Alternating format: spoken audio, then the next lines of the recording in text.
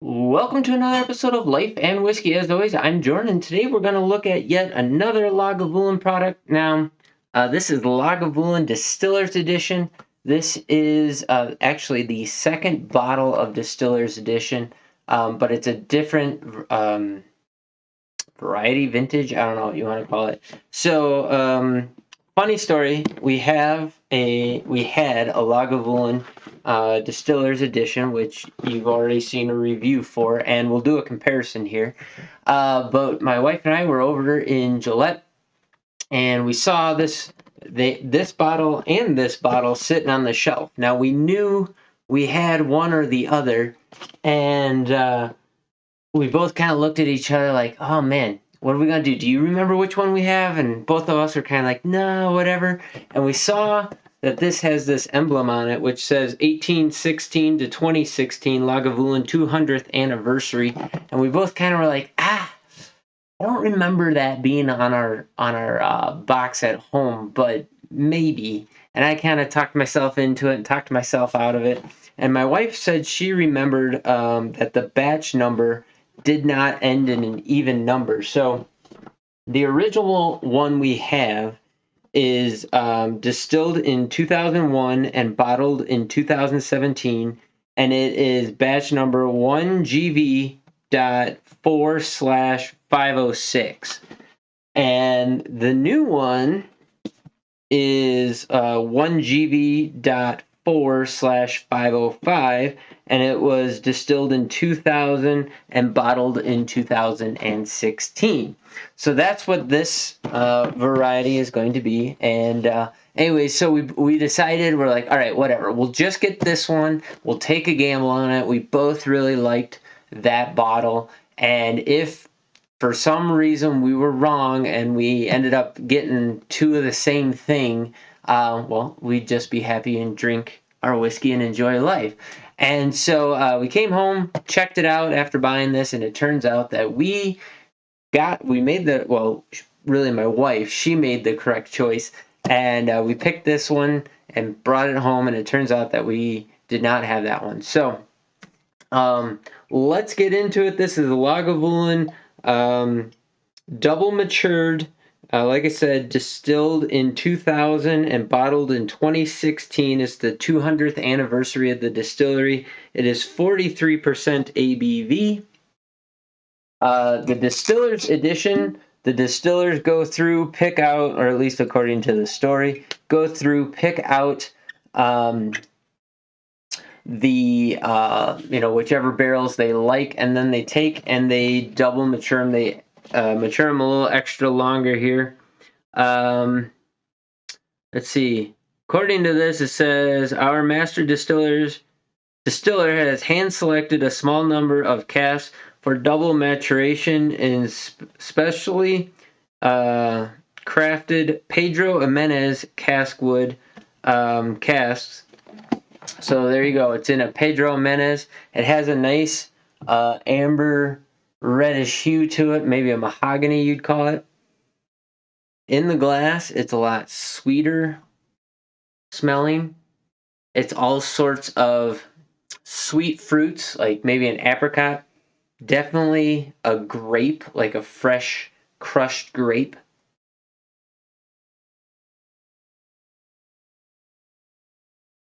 A little bit of a vanilla. Just a lot of really sweet notes forward. And then in the back, there's earthy peat. No real smoke in the glass at all. Just light, sweet fruits is mostly what I'm getting. And let's go on the taste here. Sorry, I had to wipe a spider off my leg. The joys of shooting videos down in the basement. Okay, on the taste.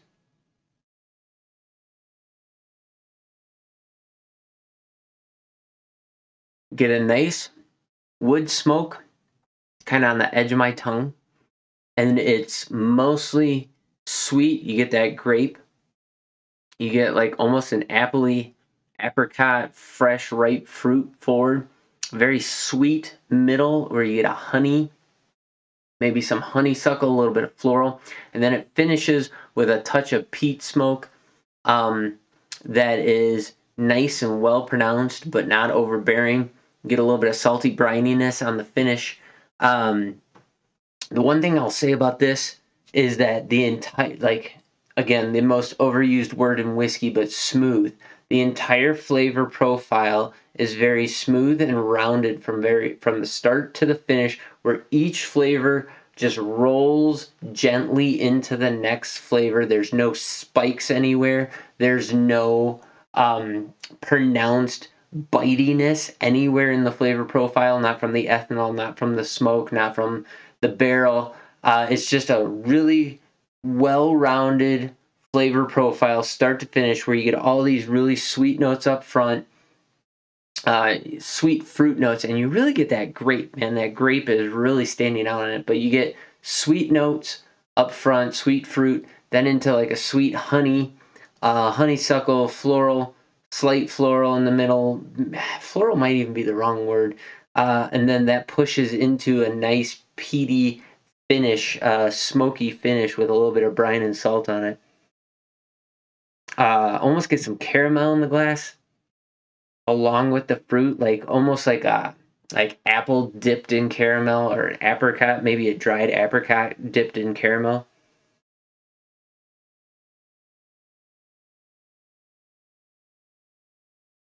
Yeah, and that time just more sweetness, more fruit, very strong forward flavor of just sweet and enjoyable notes.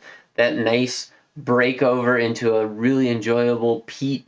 It's not an overbearing smoke at all. Get a little touch of ash in there. And that brininess, man, it's an excellent whiskey start to finish. If you can find a bottle of this 200th anniversary Distillers Edition, pick it up.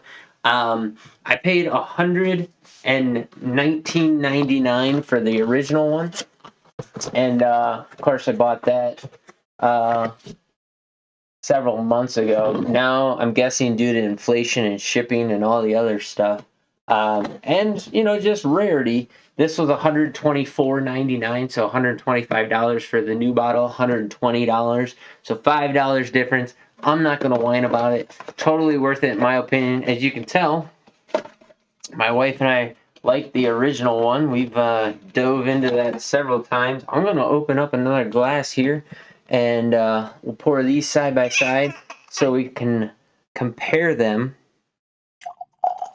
and see how that goes. So this is the new bottle. To me, is actually the older bottle, so that's 2016 Distillers Edition. The old bottle to me is the newer bottling, which is 2017 Distillers Edition.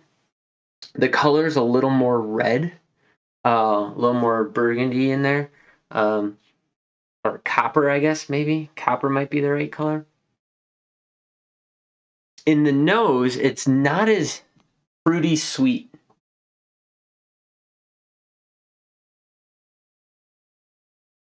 So the new one, the 2016, is way more fruity sweet, and the 2017 is more butterscotch and earthy peatness in the nose. Not smoke, but earth. And dark fruit, like dark plum. The 2016, it's more sugary, honey, sweet fruits. The 2017, I get dark fruits, more of a sherry in there, and then like a dark molassesy brown sugar in the middle of the nose. On the taste,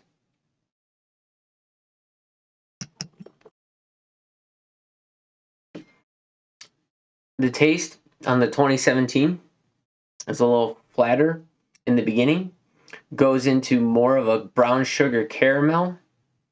It doesn't really have a lot of fruit, and then it picks up with a spike right in the middle of a slight ashy tannic bitter note that pushes into a peaty smoke. So the finish is very similar. I would say the finish is more harsh, peaty smoke. Harsh compared to the 2016, but not harsh compared to other scotches. Um, and then a heavier, more pronounced briny note on the finish. And I would say that the flavor profile of the 2017 is not as rounded off as the 2016 variety. The 2017 has a little more spike in it, especially that pronounced middle ashy peatiness. Go back to it. Yeah, it's a lot more sweet caramel, almost a little bit thinner up front before you hit that more tannic spike in the middle that pushes into that peat. On the 2016, again, it's very sweet, light fruit forward in the nose and on the taste. Yeah, it's just more sweet. Now I'm getting more of a butterscotch and a caramel along with those light fruits. And it's just more rounded off, more smooth in the flavor profile and the transition. And I do not get any spike of any sort out of the flavor profile of this 2016 Distillers Edition. So out of the two, I like the 2016 better. I think it's more rounded off. It's a more complex whiskey. If I sat with it longer, I'd probably be able to distinguish what specifically those forward fruit notes are. In the 2017, like I said, it has that little mid palate spike, and I don't get the fruits. I get a little bit of a dark fruit forward, but it's mostly a caramel, dark brown sugar forward sweetness. Uh-oh, air conditioner's going to turn on. So I'm going to wrap this up right there before we get drowned out. And there it is. So I'm going to try and finish this up. So $124.99 in Gillette, Wyoming. $119.99 in Gillette, Wyoming in March of 2022. And in July of 2022 on the new one. And the 2016 Distillers Edition, love it. So drop in the comments down below what you can find a bottle for in your area, if you can find it. If you have any experience with any of these or any other version of the Distillers Edition, let me know. I'd love to hear about it. As always, thanks for watching. I do greatly appreciate it. You guys have yourselves a great day. And if you haven't already, please consider liking, subscribing, and sharing this video with other people. Thank you very much. Catch you in the next video.